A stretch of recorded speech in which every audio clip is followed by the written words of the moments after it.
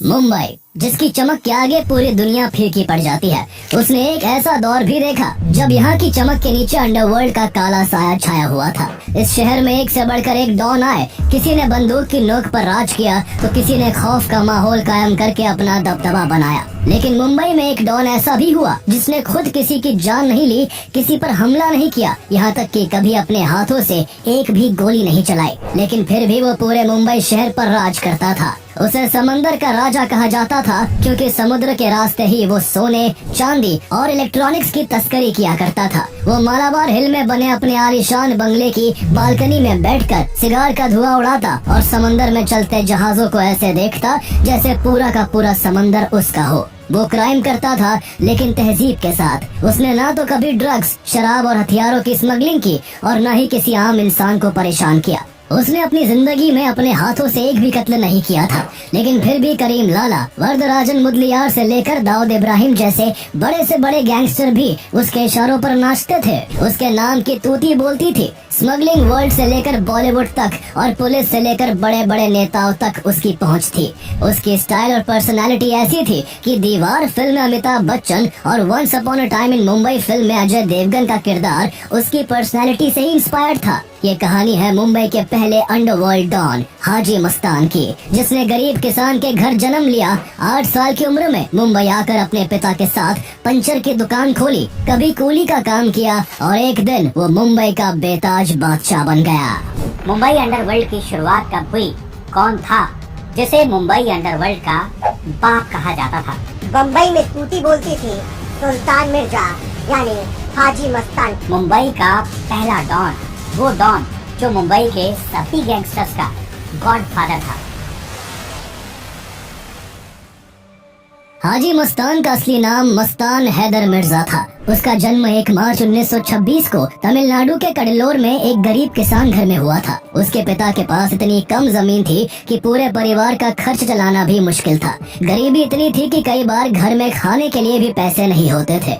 इसी परेशानी के चलते हाजी मस्तान के पिता ने बाहर जाकर पैसा कमाने का मन बनाया। 1934 में जब हाजी मस्तान केवल 8 साल का था तब उसके पिता उसे लेकर बॉम्बे चले आए। बॉम्बे आकर हाजी मस्तान के पिता ने छोटी मोटी कई जॉब्स की, लेकिन कुछ खास कमाई नहीं हुई। उसके बाद उसके पिता ने क्रॉफर्ड मार्केट में एक छोटी साइकिल रिपेयरिंग की दुकान खोल ली और मस्तान भी यहाँ अपने पिता के साथ काम में हाथ बटाने लगा। उसकी दुकान के पीछे बड़ी बड़ी बिल्डिंग्स बनी हुई थी और उन बिल्डिंग्स में रहने वाले लोगों के पास काफी महंगी महंगी गाड़ियाँ थी। इसलिए जब भी उसकी दुकान के पास से ये गाड़ियाँ गुजरती तो वो अक्सर इन ख्यालों में डूब जाता कि एक दिन उसके पास भी ऐसी महंगी गाड़ियाँ होंगी और आलीशान बंगला होगा। लेकिन देखते ही देखते उसे अपने पिता के साथ साइकिल रिपेयरिंग की दुकान पर बैठे 10 साल बीत गए और महंगी गाड़ियाँ और बंगले तो क्या, मस्तान की जिंदगी अब भी गरीबी की बदनसीबी में लिपटी हुई थी। उनके अपने खर्चे पूरे नहीं हो पाते थे और ऊपर से गांव में परिवार को भी पैसे भेजने पड़ते थे। उस वक्त देश पर अंग्रेजों का कब्जा था, लेकिन देश में आजादी की चिंगारी ज्वाला का रूप ले चुकी थी और बॉम्बे की गलियों में बिजनेस ने अपने पांव पसार लिए थे। देश के अलग अलग हिस्सों से लोग रोजगार की तलाश में बॉम्बे की ओर आ रहे थे। बॉम्बे के साथ देश भी बदल रहा था, लेकिन हाजी मस्तान की जिंदगी वही की वही अटकी हुई थी। गरीबी जरूर थी, लेकिन मस्तान ने इतने सालों में यहाँ कुछ बहुत अच्छे दोस्त बना लिए थे और यही दोस्त उसे एक ऐसी जगह पर लेकर जाने वाले थे जिससे उसकी जिंदगी एकदम से बदलने वाली थी। उससे एक दिन उसके एक दोस्त ने कहा, तो हमारे साथ पोर्ट पर चल और वहाँ कूली बन जा, वहाँ ज्यादा कमाई होती है। पहले तो मस्तान ने मना किया, लेकिन फिर तैयार हो गया। इसके बाद हाजी मस्तान बॉम्बे डॉक्स पर कूली बन गया, जहाँ वो रोजाना सामान उतारने और चढ़ाने का काम करने लगा। धीरे धीरे उसका उस काम में मन लग गया और यहाँ उसकी कुछ बड़े लोगों से दोस्ती भी हो गई। लेकिन वहाँ एक खतरा भी था।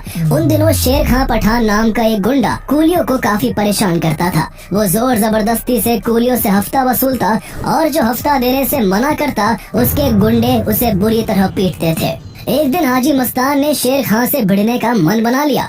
अगली बार जब शेर खां अपने गुंडों के साथ हफ्ता वसूलने आया तो उसने देखा कि 10 कूली उसकी लगाई लाइन से गायब थे। इससे पहले कि वो कुछ समझ पाता, मस्तान और उसके 10 साथियों ने मिलकर शेर खान और उसके गुर्गों पर हमला बोल दिया और सभी को बुरी तरह घायल कर दिया। किसी तरह शेर खां वहाँ से अपनी जान बचाकर भागा और फिर कभी कूलियों से हफ्ता वसूलने नहीं आया। इस पूरी घटना को आगे चलकर अमिताभ बच्चन की फिल्म दीवार में हूबहू फिल्माया गया था। हाजी मस्तान की निडरता को देख वहाँ के सभी कुली उसको अपना लीडर मानने लगे और यहीं से हाजी मस्तान का बॉम्बे का डॉन बनने का सफर शुरू हो गया। पोर्ट पर काम करते हुए एक दिन उसे एक दोस्त ने स्मगलिंग का आइडिया दिया। उसने बताया कि अगर वो फॉरेन से आने वाले इलीगल सामान को कपड़ों में छुपाकर बाहर लाने का काम करेगा तो उसे उस पूरे सामान की कीमत का कुछ हिस्सा मिल जाएगा। उस वक्त भारत में इलेक्ट्रॉनिक सामान, महंगी घड़ियां, गहने, गोल्ड के बिस्किट, इन सब चीजों की तस्करी होती थी। इन्हें लीगल तरीके से मंगाने पर ब्रिटिश सरकार भारी भरकम टैक्स वसूला करती थी, इसलिए काफी लोगों ने स्मगलिंग का रास्ता निकाल लिया था। हाजी मस्तान को ये स्मगलिंग का आइडिया बड़ा पसंद आया और वो इस काम में लग गया। वो ऐसे लोगों से जुड़ने लगा जो ये सब सामान स्मगल करवाते थे। हाजी मस्तान की पहचान कुछ हाजियों से भी हुई जो पानी के जहाज से सऊदी अरब हज करने जाते थे और लौटते वक्त गोल्ड के बिस्किट्स और इलेक्ट्रॉनिक्स आइटम्स भारत ले आते थे। मस्तान ने ऐसे लोगों से तालमेल बिठाया और वो उनके इलीगल सामान को पोर्ट से सेफली निकालकर उन तक पहुंचाने लगा। इससे धीरे धीरे उसकी कमाई बढ़ने लगी। इसी दौरान एक दिन पोर्ट पर उसकी मुलाकात शेख मोहम्मद अल गालिब से हुई जो सऊदी अरब का एक बड़ा गोल्ड स्मगलर था। वो अरब देशों से गोल्ड सस्ते दाम में खरीद कर भारत में काफी महंगे दाम में बेचा करता था। उसे एक लॉयल आदमी की तलाश थी जो भारत में आने वाले उसके कंसाइनमेंट को कस्टम अधिकारियों की नजरों से बचाकर बॉम्बे की गलियों तक पहुंचा सके। इसी सिलसिले में एक दिन उसकी मुलाकात हाजी मस्तान से हुई और उसने उसे ये काम सौंप दिया। मस्तान ने जब एक दो बार बड़ी चालाकी से उसके कंसाइनमेंट को सक्सेसफुली पोर्ट से बाहर निकालकर उसके ठिकाने तक पहुंचा दिया तो मोहम्मद अल गालिब का हाजी मस्तान पर भरोसा बढ़ गया। उसने मस्तान को अपने काले धंधे से जोड़े रखने के लिए उसे हर बार सामान सेफली बाहर निकालने पर 10% हिस्सा देना शुरू किया, जिससे दोनों मिलकर पैसा बनाने लगे। इस बीच हाजी मस्तान ने मोहम्मद अल गालिब से स्मगलिंग की दुनिया की बारीकियों को भी सीखा। दोनों के लिए सब ठीक चल रहा था, लेकिन एक दिन उनकी शामत आ गई। एक दिन जब मोहम्मद अल गालिब सऊदी अरब से स्मगलिंग का गोल्ड लेकर बंदरगाह पहुंचा, तब वो कुछ ही कंसाइनमेंट मस्तान को दे पाया था कि तभी पुलिस ने दोनों को चारों ओर से घेर लिया। पुलिस को देखते ही हाजी मस्तान वहां से शेख का सोना लेकर फरार हो गया, लेकिन मोहम्मद अल गालिब पुलिस के हत्थे चढ़ गया और उसे स्मगलिंग के जुर्म में 3 साल की सजा दी गई। 3 साल के बाद जब शेख जेल से बाहर आया तो उसके पास एक फूटी कौड़ी भी नहीं बची थी। वो कुछ दिनों बाद फिर से हाजी मस्तान से मिला। उसने सोचा था कि हाजी मस्तान सोना देने से मुकर जाएगा या कोई बहाना बना देगा, लेकिन उसकी उम्मीद के उलट हाजी मस्तान ने उसका सारा सोना जस का तस संभाल कर रखा था और उसने पूरा सोना शेख को वापस लौटा दिया। शेख ये देखकर हैरान रह गया। 3 साल एक लंबा वक्त होता है और इतना कीमती सोना देखकर किसी का भी ईमान डोल सकता है, लेकिन हाजी मस्तान की ईमानदारी को देख मोहम्मद अल गालिब बहुत खुश हुआ और उसने आश्चर्य भरी निगाहों से उससे पूछा, तुमने ये सोना बेचकर अपने लिए पैसे क्यों नहीं बनाए? इस पर हाजी मस्तान ने कहा, मेरे पिता ने सिखाया था कि ईमान सबसे बड़ी दौलत है और ऊपर वाला सब देखता है। उसके मुंह से इस तरह की बात सुनकर मोहम्मद अल गालिब उससे इतना प्रभावित हुआ कि उसने अपने उस बॉक्स का आधा सोना हाजी को दे दिया और उसे अपने बिजनेस का 50% हिस्सेदार बना लिया। यही से हाजी मस्तान नाम के सूरज का मुंबई के अंडरवर्ल्ड में उदय होना शुरू हो गया।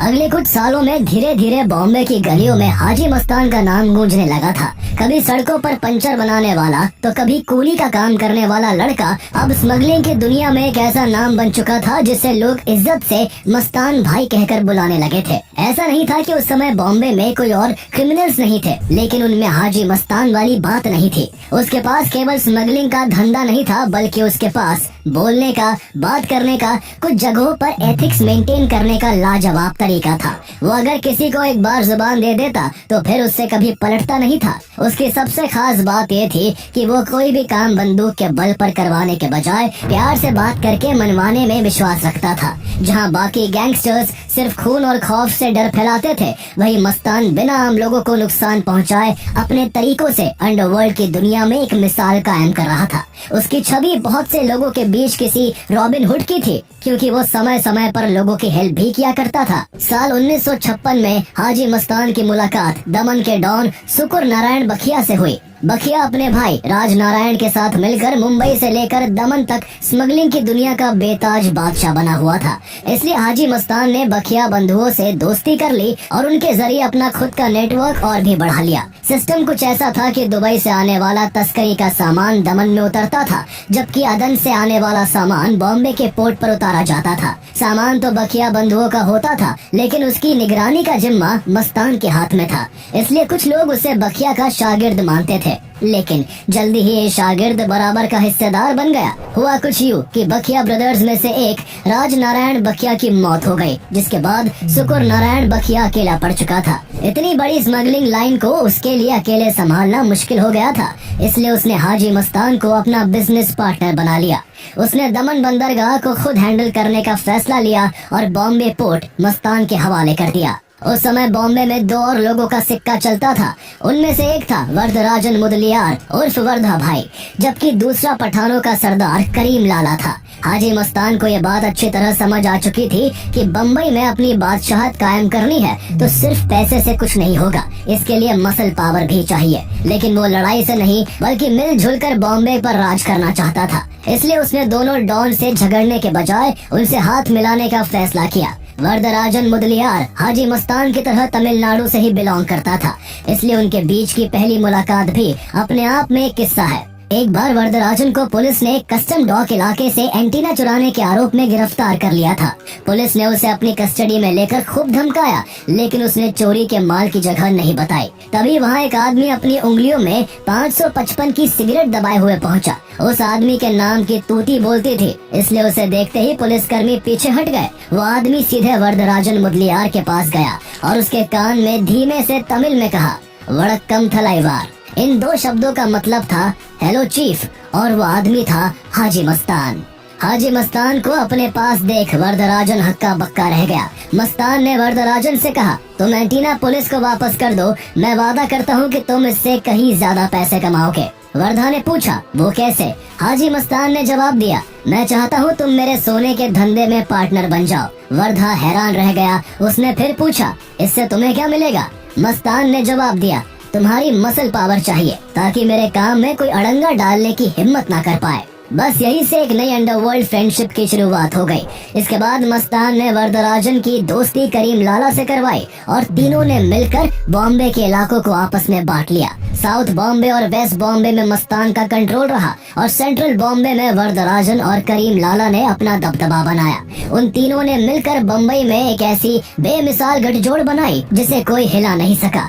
आगे चलकर जब वरदराजन की मौत हुई तो मस्तान ने एक प्राइवेट चार्टर्ड प्लेन हायर करके उसकी डेड बॉडी को मुंबई मंगवाकर अंतिम संस्कार करवाया था। जहां हाजी मस्तान विदेश से गोल्ड को स्मगल करके इंडिया मंगवाता था, तो वहीं वो भारत से विदेश में चांदी भेजता था। वो जो चांदी फॉरेन में स्मगल करता था वो अपनी शुद्धता के लिए इतनी मशहूर थी कि उसका नाम मस्तान की चांदी पड़ गया। उसने इस तरह तस्करी करके करोड़ों कमाए और इस प्रक्रिया में अपने हाथों से किसी का कत्ल किए बिना ही वो बॉम्बे का पहला डॉन बन गया था। दुनिया की हर कीमती चीज उसके कदमों में थी। कभी पंचर की दुकान पर बैठकर जिन महंगी गाड़ियों और आलीशान बंगलों का उसने ख्वाब देखा था, वो सब कुछ अब उसके पास था। उसके बंगले के बाहर जरूरतमंद लोगों की भीड़ लगा करती, जिनकी वो फरियाद सुनता और उन्हें पैसे देकर उनकी मदद करता। लोग उसके बारे में कहते कि हाजी मस्तान बेशक गुंडा है लेकिन शरीफ है। वो मालाबार हिल में बने अपने आलीशान बंगले की बालकनी में बैठकर सिगार का धुआं उड़ाता और समंदर में चलते जहाजों को ऐसे देखता जैसे पूरा का पूरा समंदर उसका हो। दशकों बाद 2010 में once upon a time in Mumbai नाम की एक फिल्म आई, जिसमें अजय देवगन का किरदार हाजी मस्तान की पर्सनैलिटी से ही इंस्पायर था। हाजी मस्तान ने दौलत और शोहरत कमाने के बाद मद्रास की सबीहा बी से शादी कर ली, जिससे उसे आगे 3 बेटियां हुई। उसका खुद का कोई बेटा नहीं था, इसलिए उसने एक लड़के को गोद लिया जिसका नाम सुंदर शेखर है। इसके बाद हाजी मस्तान ने स्मगलिंग के अलावा रियल एस्टेट में भी हाथ आजमाया। रियल एस्टेट के बिजनेस में उसकी अपने साथ काम करने वाले यूसुफ पटेल से अनबन हो गई। बात इतनी बिगड़ी कि मस्तान ने उसे मारने की सुपारी दे दी थी। वो खुद कभी बंदूक को हाथ नहीं लगाता था, इसलिए उसने एक काम करीम लाला को सौंपा। करीम लाला ने यूसुफ को खत्म करने के लिए अपने 2 गुंडों को भेजा। एक दिन दोनों गुंडों ने सड़क पर जाते हुए यूसुफ पटेल पर ताबड़तोड़ गोलियां चला दी, जिससे यूसुफ पटेल की बाह में 2 गोलियां लग गई। इससे पहले कि गुंडे यूसुफ को जान से मार पाते, यूसुफ का बॉडीगार्ड बीच में आ गया और उसने अपनी जान देकर यूसुफ पटेल की जान बचा ली। मस्तान ने जब ये सुना तो वो यूसुफ से खुद मिलने गया और कहा, जिसे अल्लाह खुद जिंदा रखना चाहता है उसे मारने वाला मैं कौन होता हूँ। और फिर ये दुश्मनी फिर से दोस्ती में बदल गई। जिस समय हाजी मस्तान का बॉम्बे में सिक्का चल रहा था, ठीक उसी वक्त बॉलीवुड भी जवान हो रहा था। नए सितारे चमक रहे थे, फिल्में हाउसफुल जा रही थी और सिल्वर स्क्रीन पर एक अलग ही जादू बिखरा हुआ था। हाजी मस्तान भी सिनेमा की रंगीन दुनिया से दूर नहीं रह पाया। सिनेमा का ये दीवाना अंडरवर्ल्ड का वो किंग बन चुका था, जिसके एक इशारे पर पूरा मुंबई नाचता था। फिल्म इंडस्ट्री के बड़े बड़े स्टार्स भी उसके चार्म और पावर के आगे इम्प्रेस हुए बिना नहीं रह पाए। उसके दिलीप कुमार, अमिताभ बच्चन, राज कपूर, धर्मेंद्र और फिरोज खान जैसे सभी बड़े बड़े एक्टर्स से दोस्ती थी। बाद में सलीम और जावेद ने जब दीवार फिल्म की स्क्रिप्ट लिखी तो उसमें विजय का जो किरदार था वो काफी हद तक हाजी मस्तान से इंस्पायर्ड था। फिल्म में रियलिज्म लाने के लिए खुद अमिताभ बच्चन सलीम जावेद के साथ कई बार मस्तान से मिलने उसके बंगले पर जाते और उसे ऑब्जर्व करते, उसकी चाल ढाल और बातचीत के स्टाइल को गहराई से नोटिस करते थे। लेकिन मस्तान की लाइफ सिर्फ बम्बई के डॉन बनने तक ही सीमित नहीं थी। एक दिन जब वो बॉलीवुड की सबसे खूबसूरत अदाकारा मधुबाला से मिला तो पहली नजर में ही दिल हार बैठा। वो एक क्रिमिनल होते हुए भी मधुबाला के मासूम से चेहरे और दिलकश मुस्कान को देखकर एक आम शख्स की तरह इश्क में डूब गया। कई दिनों तक उसने अपनी फीलिंग्स दिल में छुपा रखी और फिर धीरे धीरे मधुबाला से दोस्ती कर ली। जब उसका दिल ज्यादा मचलने लगा तो किसी भरोसेमंद के जरिए उसने मधुबाला तक अपनी मोहब्बत का पैगाम भिजवा दिया। लेकिन मधुबाला के दिल में हाजी मस्तान के लिए ऐसा कुछ नहीं था, इसलिए दोनों के बीच रिश्ता नहीं बन पाया। जब मस्तान का एक ख्वाब पूरा नहीं हो सका तो उसने मधुबाला की एक हमशक्ल वीणा शर्मा उर्फ सोना से शादी कर ली। सोना की शक्ल काफी हद तक मधुबाला से मिलती थी और वो एक स्ट्रगलिंग एक्ट्रेस थी, इसलिए शादी के बाद हाजी मस्तान ने सोना के फिल्मी करियर को चमकाने के लिए जमकर पैसा लगाया। लेकिन लाख कोशिशों के बाद भी सोना की फिल्में बॉक्स ऑफिस पर नहीं चली। उसका अपनी पत्नी को एक फेमस एक्ट्रेस बनाने का सपना अधूरा ही रह गया। मस्तान ने अंडरवर्ल्ड से बॉलीवुड तक सब कुछ देखा, लेकिन इश्क में हार उसकी सबसे बड़ी शिकस्त थी। उन दिनों हाजी मस्तान का नेटवर्क इतना तगड़ा था कि सिर्फ स्मगलिंग ही नहीं, पावर और नेटवर्किंग के खेल में भी उसका कोई जवाब नहीं था। बड़े बड़े नेताओं से उसके अच्छे रिश्ते थे। इसी तरह उसकी संजय गांधी से भी जान पहचान थी। एक बार संजय गांधी की बहुत अच्छी दोस्त, राजनीतिक सहयोगी और एक्ट्रेस अमृता सिंह की मां रुखसाना सुल्ताना बम्बई आई हुई थी। उन्हें एक खास इंटरनेशनल साबुन कैमी बहुत पसंद था, लेकिन उस वक्त भारत में ये साबुन मिलना बंद हो गया था, इसलिए वो खाली हाथ वापस लौटने लगी। जैसे ही वो अपनी कार के पास पहुंची, उन्होंने देखा कि कार के आसपास भीड़ लगी हुई है। पास जाकर देखा तो वो हैरान रह गई। उनकी कार की पिछली सीट पर कैमी साबुनों का ढेर लगा हुआ था। उनकी कार के बगल में सफेद कुर्ता पजामा पहने, गोल्डन घड़ी और आंखों में इत्मीनान लिए हाजी मस्तान खड़ा मुस्कुरा रहा था। उसने झुककर रुखसाना को सलाम किया और सिर्फ इतना कहा, जी मुझे हाजी मस्तान कहते हैं। धीरे धीरे वक्त गुजरता गया और हाजी मस्तान का धंधा काफी तेजी से बुलंदियां छूता रहा। कई साल बीत गए, लेकिन उसे कभी भी स्मगलिंग के आरोप में गिरफ्तार नहीं किया गया। इसकी सबसे बड़ी वजह थी उसकी सिस्टम पर पकड़। वो समय समय पर पुलिस और कस्टम अफसरों को महंगे तोहफे देता, जिससे वो उसके गुनाहों पर चुप्पी साध लेते। और अगर कभी कोई अफसर इन तोहफों को ठुकरा देता और उसके काम में अड़ंगा डालने की कोशिश करता तो हाजी मस्तान उसका ट्रांसफर करवा देता। 1974 में कुछ ऐसा ही हुआ। मस्तान ने एक ईमानदार कस्टम ऑफिसर को खरीदने की कोशिश की, लेकिन अफसर ने उसका ऑफर ठुकरा दिया। उल्टा उसने मस्तान की स्मगलिंग पर लगातार रेड डालनी शुरू कर दी। जब भी पोर्ट पर हाजी मस्तान का माल आता, वो ऑफिसर उस सामान को पोर्ट पर ही पकड़ लेता, और अगर कभी माल उसके हाथ नहीं भी लगता तो वो हाजी मस्तान के इलाकों में घुसकर उस इलीगल सामान को ढूंढ निकालता। इससे मस्तान को धंधे में काफी नुकसान उठाना पड़ रहा था। उसे सीधी टक्कर रास नहीं आई और उसने आखिरकार अपनी पॉलिटिकल पहुंच का इस्तेमाल करके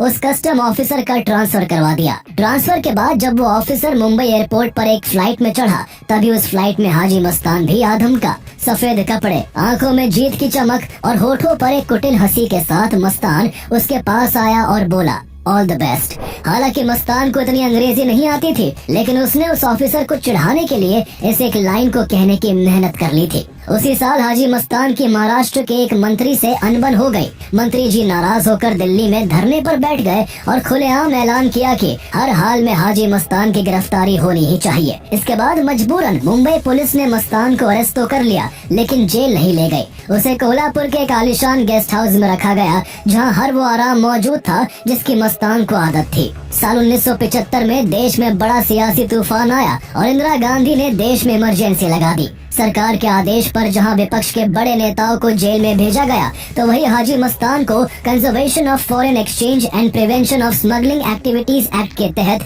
स्मगलिंग के जुर्म में जेल में डाल दिया गया। ये पहला मौका था जब हाजी मस्तान को बाकायदा जेल जाना पड़ा था।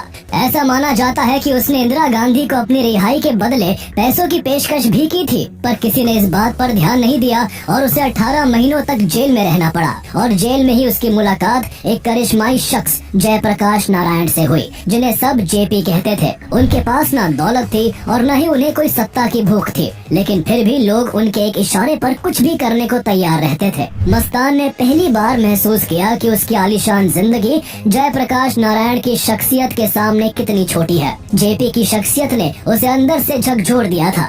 उसने जेपी से मुलाकात की और जेपी ने उसे जुर्म से नाता तोड़कर एक आम जिंदगी जीने की सलाह दी। जयप्रकाश नारायण की बातों का उस पर ऐसा असर हुआ कि उसने जेल से रिहा होते ही तस्करी की दुनिया को अलविदा कहने का मन बना लिया। इमरजेंसी लगने से पहले मस्तान ने कई विपक्ष के नेताओं को पुलिस से बचाने और भगाने में मदद की थी, इसलिए बाद में जब देश में जनता पार्टी की सरकार बनी तो उस पर कोई केस नहीं चलाया गया। जेल से निकलने के बाद वो सबसे पहले हज पर गया और वापस आकर वो राजनीति के मैदान में उतर गया। उसने महाराष्ट्र के एक दलित नेता जोगेंद्र कावड़े के साथ मिलकर दलित मुस्लिम सुरक्षा महासंघ नाम की एक नई राजनीतिक पार्टी बनाई। वो मुस्लिम और दलित को साध कर राजनीति में अपनी जगह बनाना चाहता था और इसी मकसद से 1984 में उसने चुनाव भी लड़ा, लेकिन न तो वो खुद जीता और न ही उसकी पार्टी के एक भी कैंडिडेट को जीत नसीब हुई। 1990 में उसने अपनी पार्टी का नाम बदलकर दलित मुस्लिम अल्पसंख्यक और सुरक्षा महासंघ कर दिया। ट्रेजेडी किंग के नाम से मशहूर एक्टर दिलीप कुमार ने भी उसके लिए चुनाव प्रचार किया, लेकिन फिर भी उसकी किस्मत नहीं बदली। अंडरवर्ल्ड की दुनिया में अपने नाम का डंका बजाने वाला हाजी मस्तान राजनीति के मैदान में शिकस्त खा चुका था। उसे राजनीति में एक अदद जीत के लिए पूरी जिंदगी तरसना पड़ा। भले ही इलेक्शन में उसकी पार्टी को कामयाबी नहीं मिली, लेकिन उसने चुनाव में काले धन का जमकर इस्तेमाल किया था। माना जाता है कि इसके बाद से ही चुनावों में भारी पैसा खर्च करने का चलन शुरू हुआ था।